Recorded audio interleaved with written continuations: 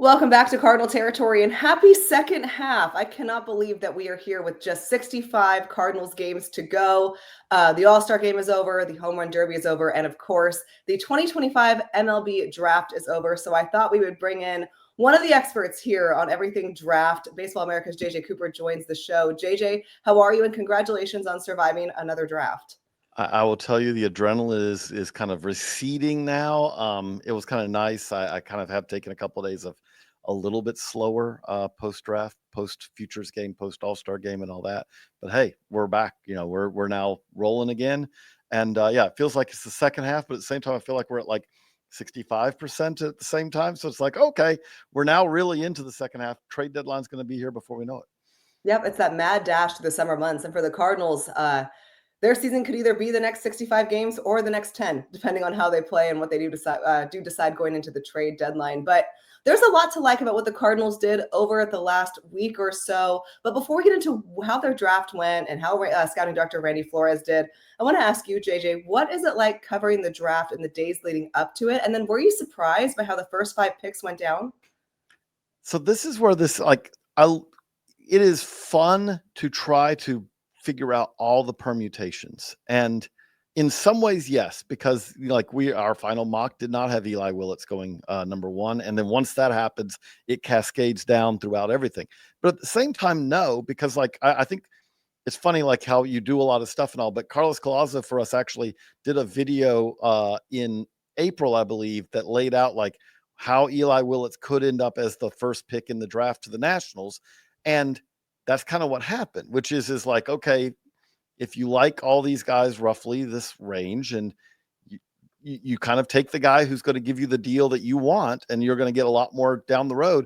And then just things after that started cascading as well, where I would say that if you look at the totality of the top of this draft, and you look at some of the agreements that we already have bonus wise, like Tyler Bremner's and all, what it tells you is there was viewed as there wasn't a ton of separation at the top between one guy and another. And so if you don't view it as, oh, Ethan Holiday is a clear step ahead, or, oh, I think that Liam Doyle or Jamie Arnold or Tyler Bremner is a clear step ahead, then the guys who kind of work out and give you deals, give you a lower bonus than the allotted amount, allows you to spend more later on. And that's, I think, when you look at when the dust clears on this top 5, that'll definitely be all of these players at the top, and very few exceptions, a Paul Skeens like exception, usually sign for less than the allotment for those picks, because the way it's designed is there's a lot of leverage. There's a lot of reason if you're a player. If I'm a player and I can go 1 or I can go 5, even though they have reduced the differences between those picks, or I can go 1 or I can go 6, I can go 2 or I can go 8. I can take a lot less money than the number 2 pick is, quote, supposed to get, and still make a good bit more money than I would if I take the risk of falling to 8 and getting, let's say, full slot. I think we saw a lot of that happen this year. I mean, that certainly makes sense. I know I was surprised when Eli Willits went 1-1, that we'd heard over the last couple of days, thanks to reporting from you guys, that he was maybe higher on people's draft boards than originally projected. And then certainly did not see Tyler Bremner going 2 overall, but it's definitely a very Angels pick.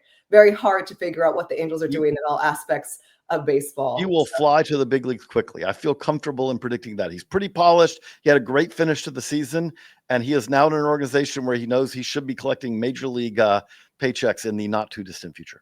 And that's what the Angels do. They have routinely, with their first round pick, looked at guys that can maybe fast track to the major leagues. So Tyler Bremner could do that. And then Liam Doyle can do that as well. I know Cardinals fans are rightfully super excited about the Cardinals' first round draft pick. We'll get into all the Liam Doyle things. First, though, a giveaway that we have here at Cardinal Territory. Did you know that we have a great giveaway going on right now on our Chat BCC group chat? You think you know ball? Prove it in our trivia game for a shot at winning an authentic MLB jersey of your choice, worth up to $400. Here's how to enter. Sign up at foulterritory.chat, play trivia, crush it, and you might win. We're picking one winner from the top 10 scores at random. Deadline is Sunday, July 20th at 11:59 p.m. Eastern. Go ahead and check it out at Chat BCC. All right, let's break into what everyone wants to talk about, including myself. Liam Doyle, not exactly the Cardinals prototype usually, but here he is with 101 mile per hour fastball, just a crazy unorthodox delivery. even more crazy kind of viral celebrations on the mound. And most excitingly, is one of those pitchers that fast tracks to the major leagues. JJ, what are your impressions about Liam Doyle, and why do you think this is a good fit for St. Louis? Doyle is, like as you said, if you said that the typical, I don't want to say always typical, because they've drafted some guys like a Michael McGreevy and all over the years where you're like, that guy, there's some risk there, but if he figures out his control, he could be really good. They've taken some of those guys, you go back years ago, but like you would take the Carlos Martinez's and the Alex Reyes's and all. It's not like they've been like, no, we are utterly allergic to velocity. But I would say that the more typical top of the draft Cardinals pick is that really polished, really well-rounded pitcher. You're like, well, if he has a concern, it's that he doesn't miss a whole lot of bats. Liam Doyle misses bats. That's not a concern with Liam Doyle. As you said, you are talking about one of the best fastballs, if not the best fastball in this class, and he uses it a lot. He is a pitcher who can go through innings just dominating with the fastball because it does have velocity. It has good movement characteristics. It has all the things you're looking to try to just basically dominate with that. He has a changeup that plays very well with it. And then we get to the question. The big question with him, though, is, okay, is that going to be enough? Or is he going to have to figure out, it's not like he doesn't throw a breaking ball, he has a slider, but is it going to be good enough as it currently stands to have success in the majors? Or is that something that's going to be the to-do list? Is that going to be something where it's here now and it's going to have to get to here for him to be that front of the rotation starter that you're hoping when you take him, that high in the draft? And that's the question. We don't know. Like when we talk to scouts, when we talk to front offices all through this season, I think we had 3 different people saw Liam Doyle in person, talking to scouts at those games and all. And you would get very mixed reviews, right? Now, when I say mixed reviews, no one was like, oh, this guy's terrible. But the reviews were, some evaluators see him as where he is right now could basically be the path to big league success. There are pitchers who can pitch off the fastball, off a changeup, and the breaking ball's, in their view, good enough to be a part of that, and you can now work. But there are definitely others who are like, you like the pieces you have here. The fallback position of this guy being a really good reliever are already there right now. But if he's going to be what you want him to be, he's going to really have to find a better breaking ball, one that he can comfortably throw to give, especially really in his case, good news for him, same side hitters, because his changeup is pretty good against, when he has the platoon advantage. But to give him a better way to get through a lineup multiple times. And that's, again, like you get to see this all the time. I've been saying, like with this, I'm going to be fascinated to see, like you're reporting and others, like come spring training, are we going to be reading about, hey, Liam Doyle was working in the lab this offseason and check out this fill in the blank breaking ball. It's a new grip. It's a different pitch. It's whatever. It may be like we talk about Paul Skeens, who kind of is the gold standard of what you want to see from a college pitcher who just steps in and basically becomes the all-star starter the next 2 years. I don't expect that for Liam Doyle. That's Paul Skeens is the first time it's ever happened. But Paul Skeens showed up for spring training and he's like, check out this splinker I have that gives me another weapon to face, hitters. He had messed with that pitch at LSU, but he never really threw it. And so if Liam Doyle shows up next year and it's like, hey, we figured out that a sweeper works really good for me, or a bullet slider, or a cutter, or like it could be a variety of ways that you could say all of a sudden he has that breaking ball. That is the thing that we want to see. And his control's pretty solid. As you said, the other thing is he's done this at Tennessee. He's done it regularly as a starter. So it's not like something where you're projecting converting a reliever, but the delivery has some energy to it. Can he maintain that over a major league workload is the other question. And that's kind of what we talked about with scouting director Randy Flores after the draft. And shout out Flo. The Cardinals had 4 picks on Sunday. And right after picking Liam Doyle, arguably their most important pick in years, he met with the media. So +1 for Flo. And we talked about this. Look, we know this, JJ. No major league team drafts for need. You draft for what's best available. It's a lot different than NFL or NBA. But I asked Flo, when you think about the extreme costs of starting pitching on the market, especially for high velo, high swing and miss. Does that maybe increase the importance of drafting and developing that own talent in your system? And he said, absolutely. I'll read this quote from him. He said, with Liam Doyle specifically, Flo said there is risk, but I think for upside, you have to swallow that risk. Acquiring swing and miss, acquiring 101 miles per hour with that unique fastball on the free agent market is very expensive. So certainly there is some risk. There is some possible risk of him being a reliever. Our hope is that he's only really committed to this type of fitness and stamina for 1 year. Imagine as he begins stacking it, it bodes well for his chances to stay as a starter. Cardinals fans, for those of you who don't know, Liam Doyle underwent a very extensive workout routine, completely changed the way that he was working out, lost nearly 20 pounds going into the season with Tennessee. So it does give the Cardinals some sort of excitement going forward. By the way, I think all of us at some point have tried workout plans. I wish I had workout plans that worked that well and that probably earned me an additional $4 to $5 million. Because if you look at where Liam Doyle was coming out of last year to this year, that was one of the best workout plans that anyone could ever do, because he did transform himself and get into that, that shape to be that kind of dominating. And the guy who answered the bell every Friday night against some of the best competition in college baseball for one of the best teams in college baseball. Yeah, Liam Doyle, drop the workout routine, my guy. I mean, it's July. We all need it. And to your point, JJ, Doyle signed for $7.25 million. That is a little under slot for the number 5 pick. I believe it was right around 8.1. So it goes back to what you were saying about these guys and where they're signing, and the Cardinals were able to maybe navigate their bonus pool a little more. Right. And that's still I think what we're going to see is as a percentage of the bonus pool, that's going to be one of the higher guys in that top 5, 6 picks, because like Tyler Bremner, I think it was the 75%, that is the lowest that they could offer him, because I believe that he did go through, the combine, the medical and all that. And so you have to offer at least 75%. So he got so there are other guys who got significantly less as far as the bonus pool.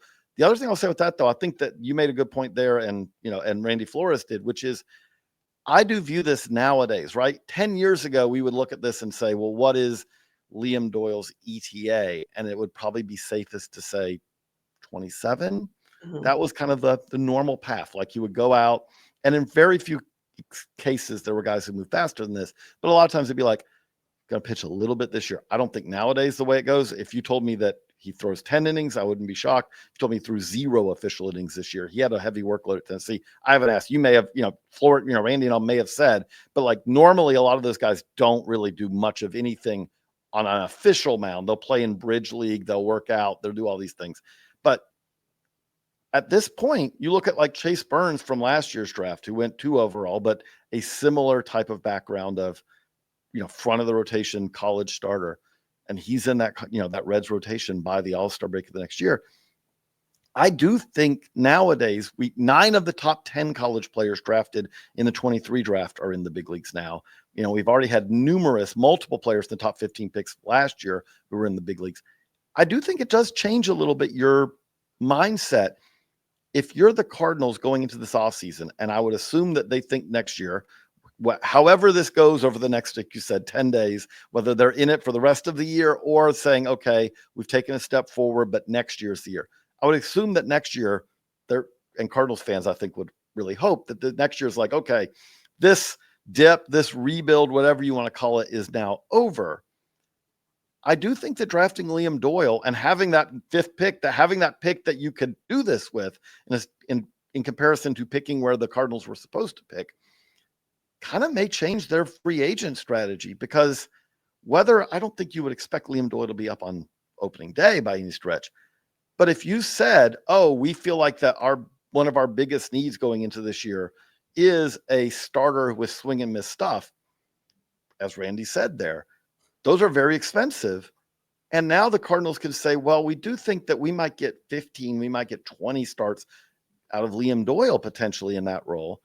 That kind of opens it up to say, hey, we can kind of allocate our free agent resources somewhere else a little bit in a way that you couldn't have if, again, I think there was a lot of scenarios we had it where maybe Eli Willits would have been the pick, and that could have been a very good pick at pick 5. But that would not have affected your 2026 plans if you're the Cardinals in any way, shape, or form. You wouldn't say, we drafted Eli Willits, so we don't need to do anything for agency. Liam Doyle may change your plans for free agency a little bit, because you can say that you think that he will potentially pitch for them next year. And I think that's why fans are so excited about this pick, not just because of the 101 or because he's has a Chris Carpenter-esque reaction time on the mound. We talked to Liam Doyle on Sunday night, and he said, he's ready to go now. He's ready to jump into game action now. And I think that really fired up Cardinals fans, knowing that someone with such a prestigious pick could be much closer to the majors. And I ran into some player development guys Sunday night leaving the ballpark, and they were just fired up about this pick. I'm really excited to see what new director of pitching Matt Pierpont can do with Liam Doyle's arsenal. And of course, Flo has not decided where Liam Doyle will start. Maybe Double-A, we'll see. But he does project to be on that track, similar to a Paul Skeens, similar to a Chase Burns. And for Cardinals fans who have not had a lot to look forward to in terms of the farm system panning out, all of a sudden you have Liam Doyle and JJ Weatherholt knocking on the door, and you're feeling a lot better about your farm system. Oh, and you should, because again, JJ Weatherholt, I would expect, it's not crazy to think if there's a need and there's an opportunity that he could be up at some point in the second half of the year this year, which again, that's not, a while back that would have been, wow, that's crazy fast. Now you look at it and say, well, that's following on the heels of multiple picks ahead of him, multiple picks behind him in that draft who have already reached. Nick Kurtz, I think Nick Kurtz has 17 home runs right now for the A's, which is crazy. Christian Moore is, he's hurt right now, but he's up with the Angels. Like, there are multiple hitters up, there are multiple pitchers up. But the other thing I would say with that is I don't think this will happen. But let's say that the Cardinals are in it, right? Let's say that the Cardinals do make a run here. I don't think in any scenario, again, I would expect that Liam Doyle threw a lot of innings this year. But if you said, if healthy, and if they don't feel it's detrimental to him, I would not say that Liam Doyle's ready to help the big league club in September, October as a starter. But if you said, a la Garrett Crochet, who did this a little bit for the White Sox in 2020, also happened to be a Tennessee first round pick out of Tennessee, all this, if you said he's ready to do that role, and we think that it's not going to harm his development, we think he's healthy enough to do this, all these things, he's ready to do that. Like, he could, if you said, hey, I'm not saying you're talking about small samples, he could always get rocked, he could always struggle with throw strikes, new ball, because the college ball and the big league ball and the minor league ball are all three different baseballs, all these things. But if you said, what would 100 miles an hour and a changeup look like, in the pen, you would say, I think he could probably get some outs. Now, I don't think that'll happen, but that's the kind of talent we're talking about here. And that's why I think Cardinals fans are so excited. The organization is so excited. And Liam Doyle was super excited to talk to. I mean, when you're excited to talk to the media, you have to be excited about something. So, but again, Liam, like you said, Liam is a fired up dude. Yes. And I think Cardinals fans will look forward to seeing that, because it's just been a little stale over the last 2 years. The same prototype of pitcher taking the mound every day. Not a lot of guys willing to express themselves outside of the Cardinal way, if you will. And at a time where the game is changing and the Cardinals are trying to modernize, I don't think there's a better pick out there that encompasses that more than Liam Doyle. So a very exciting pick, and exciting times ahead for the Cardinals farm system. We'll take a look at the draft overall. First, though, a very quick message from DraftKings. Stay with us. Nothing beats relaxing on a hot summer day and watching baseball, and the simplest way to get in on the action is to download the Pick6 app from DraftKings. It's crazy simple. Just pick more or less on the stats for 2 or more of your favorite players, and boom, you're in the mix for big cash prizes. Pick6 is available right here in Missouri. Don't miss out on the fun. Don't settle for a smaller payout. Switch to Pick6. And right now, new customers can get $25 in bonus picks with their first deposit of $5.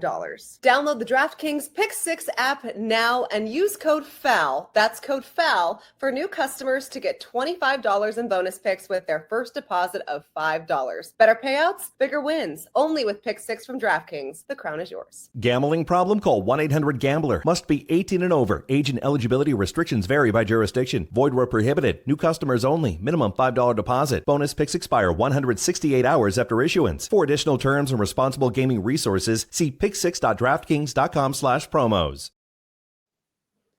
All right, so looking at the Cardinals 2025 draft overall, they selected 21 total players, 20 collegiate players, and just 1 high school prep player. That's the second year in a row they have done so. By position, that's 12 pitchers, 5 infielders, 3 outfielders, and 1 catcher of the 12 pitchers.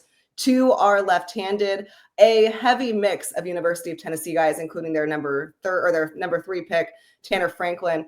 JJ, when you look about this draft, the first time with the new regime, and maybe you're kind of seeing the Chaim Bloom imprint here. Of course, Randy Flores has been the scouting director for forever and has done a nice job. What do you see that's different about this year's draft class? You hit on the thing. If their top 2 pitchers they took, you would say, I mean, they both touch 100 miles an hour and they both miss bats. That's not like something, again, I will go back to, that's not something that the Cardinals said, no, we do not want pitchers who miss bats. But it is something that it seems like they steered into that trait a little bit more this year than they have in past years. I would also say very much, and I don't think this is that unusual, but it is kind of a portfolio approach, as you would expect with almost any draft, which is, okay, we just talked about Liam Doyle is the close to the big leagues, should move pretty quickly, but also high ceiling pitcher that you get 5th overall. Ryan Mitchell is kind of their second pick, the 55th pick of the draft. Kind of the opposite of that. This is a guy who probably going to take some time. That is kind of more what you think about with the draft when you say, well, what's his ETA? 28, 29, if it goes right. Like, that's not a crazy thing for a talented high school player who's, played shortstop in high school. It looks like, I think with the Cardinals, more likely, and the expectation has long been more likely a center fielder long-term. To go back to what I know that some people ask, well, but that's where Victor Scott plays. It's like, yes, this is a guy who, if everything goes right and everything breaks right, will be arriving at about the time that Victor Scott is in year 4 or 5 of his big league contract. He'll be in arbitration, all that. Options are always good. This is not something where Victor Scott blocks this guy. He's a long ways away, but he is a high upside. There's a lot to like here. There's a lot of upside and talent. Could be an up the middle impact defender who also hits. There's some power as well. But that's so that you have balanced right there. You've done a very good balance of, I've got the college pitcher who should move fast. I've got the high school guy who, if it all breaks right, could be an elite prospect, but there's definitely risk there. That's why he was there at pick 55. We talk about Tanner Franklin. Like I said, I think that's probably a pure reliever, but one who the stuff, I know that when you talk about guys relievers who throw 100 plus, you can talk about delivery and all that. A lot of times those guys, if they stay healthy, which is obviously a risk, do figure out something. I use the example too often now, I think, of Justin Martinez with the Diamondbacks, who, if you asked 2 years ago, describe Justin Martinez, it would be, he throws really hard, 101, 102. He doesn't have a whole lot of idea where it's going, and he doesn't get a lot of outs with it because he doesn't know where it's going. Then the light bulb clicks on, and you know what? That's what development is. It's not always linear, but when it does click on, if you throw 101, 102, if you throw that, I've talked to a lot of different organizations now who say, if you have that kind of arm speed, he already has a slider in Franklin's case, but you're going to have a second pitch. It's almost impossible that we will fail you developmentally, that if you can throw 100, we will not figure out whether it's some kind of second pitch to go with it. You have those 2 pitches. If you can throw to strikes, you can help a big league bullpen in some way. And then after that, like I said, we did kind of go back and forth. We have, Jack Gurvich, who's kind of a productive first baseman. Okay, that's not the sexiest profile, for a college first baseman. But then you go, I'm a sucker for the 6th round pick, who we just added to our BA 500 right before the draft. Matthew Miura is a center fielder out of Hawaii who has some of the best contact skills. Like, when we talk about having a variety of traits here, Miura doesn't have a ton of power, but he's performed at Hawaii. He's performed in the Cape Cod League with the wood bat, and up the middle defender, can run, can play center, another center fielder here. But the big thing is he's a guy who does not swing and miss, especially on pitches in the zone. Some of the best swing and miss skills, bat to ball skills, I should say, in college baseball this year. So you're adding him. You've got kind of now this wide array. Because, like, if you said, well, why did they go, if someone asked, why did they go 2 center fielders there? Well, if Mitchell all works, it's a impact. He can provide power, he can provide speed, he can provide hitting ability. Miura is more of like, you're hoping to hit a single there. He's not going to hit a lot of doubles or triples, but you're saying there, it may be a 4th outfielder type who can play center field, can play in the corners. If you bring him up in this, if he's at bat in the 7th inning, you're like, he's not going to strike out. He's going to put the ball in play. He's going to advance the runner. Those kind of traits, kind of those two can kind of complement each other very well. And that's super valuable as the Cardinals are learning with the very limited bench that they have yet again this year. You're a great story, though. I believe he established himself playing in a Sandlot League in Hawaii. Just super exciting. That was one of the names that multiple scouts and agents texted me about. Just, again, a very exciting time in the organization. And you think about how this organization was run in years prior.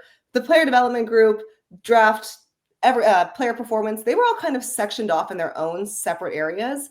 This year, you're seeing a lot of collaboration between the two. And that is, I think, what successful organizations do really well is they're all working together because, yes, you have your drafting guys, you have your drafting department, your scouting department.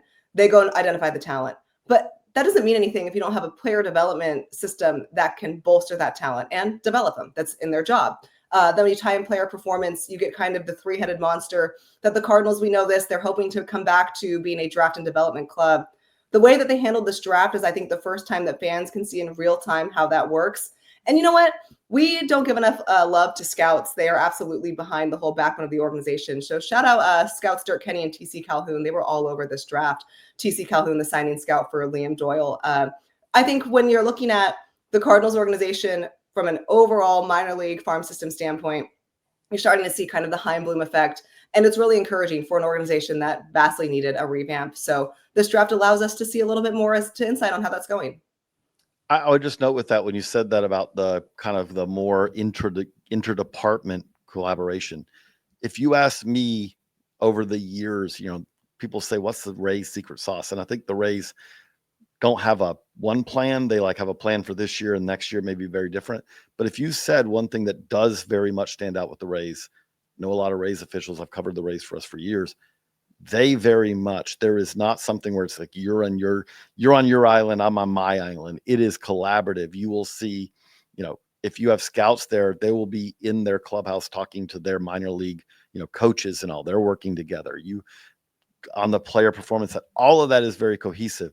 And that is, I believe, a multiplier for these things. I don't want to go too far on this, but I do remember the extreme example the other way. This is years ago now, but I remember there was an Orioles draft where we talked to the Orioles. This is like 20 years ago almost now, but there was an Orioles draft where we were talking to the Orioles scouting department and one of their top picks. And they're like, we think he's going to be a great catcher. I know he's an outfielder now, but we think he's going to be he's got all the tools to be a great catcher. And then we talk to their player development side and we say, so are y'all going to, convert him to a catcher? And they said, no, he's an outfielder for us. The two sides hadn't talked to each other. So the scouting side drafted a guy because the reason they drafted him is they thought he was a catcher. And the player development side says, no, we think he's an outfielder. You can't have that happening. You've got to have the two sides like, okay, this is why we drafted this guy. And again, you need to know also, departments should know what their strengths and weaknesses are. Not everyone can you can't do everything best in class, right? You would love to, but no one can, except for maybe, maybe the Dodgers can throw enough resources. Yeah, they don't count. They're an anomaly. Right. But some teams are great at developing changeups. Some teams are great at developing breaking balls. Some teams are great at saying, if you have trouble getting lefties out as a right-hander, we're going to figure that out for you. Know what you're good at. And then the scouting department can provide players. So then, if you're great at developing changeups and you say, this guy doesn't have a changeup, that's why he's going to be available in the 4th round, because he can't get lefties out because he doesn't have a changeup. And you're like, oh, no, we can do that. Okay, then that's the perfect guy to fit with that. But if you say, you know what, we're really struggle with developing plate discipline skills in this hypothetical organization, then don't draft guys. You're like, well, the big thing is we've got to teach them plate discipline. Know your strengths and weaknesses and let everyone work together. That's something that Heim Bloom very much, I would say, when he was with the Rays, it was very much emphasized. And I think that's music to Cardinals fans' ears. And I think there's a lot of rightful optimism about the direction this team is heading. It might take a couple years. And I know the primary focus will be on the next 10 days, but when you're thinking about how this organization is being rebuilt, I know we're not allowed to use the word rebuild, but excuse me, if you will. There's a lot to look forward to and a lot of new and different ideas that I think will impact the Major League roster sooner rather than later. JJ, thank you so much for doing this. Hey, if you've not subscribed to Baseball America, literally, what are you doing? Go ahead and subscribe right now, www.baseballamerica.com. It is absolutely your must stop for anything draft, prospects, farm systems, minor leagues. I check the site out at least 3 times a week. So great job by you guys out there. I just love Baseball America. Thank you on that. And we are now adding, speaking of, if you're a Cardinals fan, you have the question, well, where does Liam Doyle rank in the Cardinals list? Where does, Tanner Franklin rank? We're going to update our top 30 in the very near future. We are operating under the assumption that all top 10 rounds signed. Some, like you said, Doyle has already had, but we're going to operate on that. And if we do, we'll remove them later. But so you will be able to see, Cardinals fans, where all of the, and by the way, we just updated our top 30s like a week and a half ago as well. So it's a very new, very updated top 30 Cardinals list over there at baseballamerica.com. You know what to do. Go check it out. JJ, thank you again for doing this. Looking forward to following along JJ Weatherholt and Liam Doyle over the next couple of months and seeing where they end up come 2026. Cardinals fans will have a second half preview coming out today as well, focusing on their upcoming series against the Arizona Diamondbacks. So lucky you get minor league and major league action on this Friday. For JJ Cooper, I'm Katie Wu. Thanks as always for watching Cardinal Territory. We will talk very soon.